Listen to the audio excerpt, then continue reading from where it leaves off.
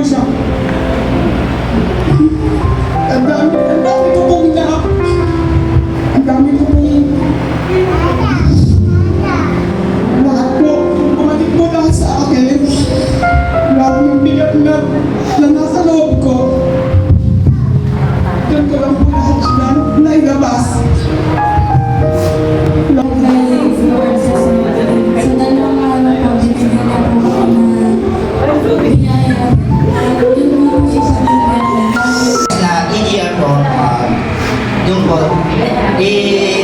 Doon po ako unang pinay ng Lord na umagos po talaga sa akin mga mukha yung aking luha po. Una po sa lahat, salamat po sa Lord sa katagumpayan ng AGR. Nagpapasalamat po kay Pastor, kay Pastora, kay Ate Gina, Ate Jillian, kay Ate Shane, kay Ate Eunice, kay Ate Kate sa walang yan. Ini-encourage po kayo na sumama sa susunod na AGR. Hindi na po akong iiyak. Ano to, may halong COVID. Ayun po, unang higit po sa lahat, pinagpapasalamat po kay Lord yung natapos na AGR.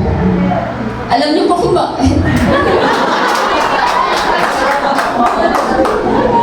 Ito pala yung taon na kung saan. Ito yung plano ni Lord. Makaatin ako na sa AGR ngayon. Kasi may purpose. Kasama ko si Ate Maria. Yun yung pangarap ko. Yun yung prayer ko kay Lord na makaka-attend siya.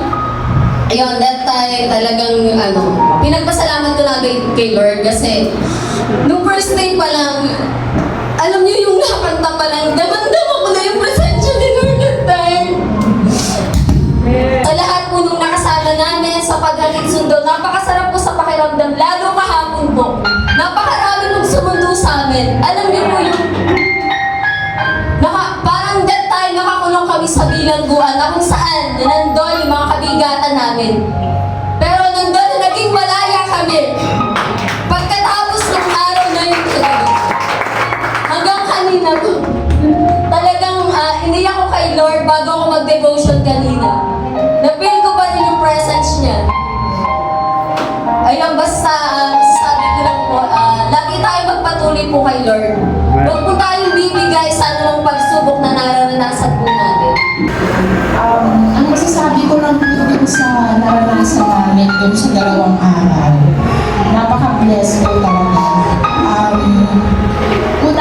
Una pa lang worship namin talagang pareho na kaming bumubuo na yung namin.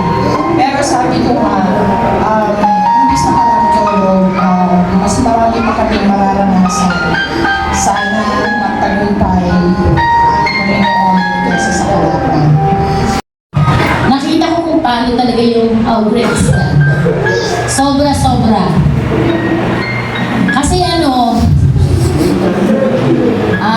napakadaming verse na talagang pumasok sa akin.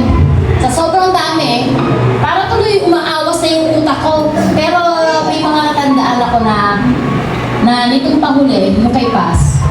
Tsaka yung sa mga una, nakita ko. Nakikita niyo kung bumi ako, di ba? Pero hindi ko nakikita yun. Hindi ko yung nararamdaman. Nakikita ng mata ko, pero hindi ko nararamdaman. Kasi pakiramdam ko, confident ako. Confident ako! Dahil sabi niya sa Genesis 1:27, ginawa ang tao kawangis ng Diyos, di ba? So, hindi ko nararamdaman dati na nahihiya ako, ngayon hindi.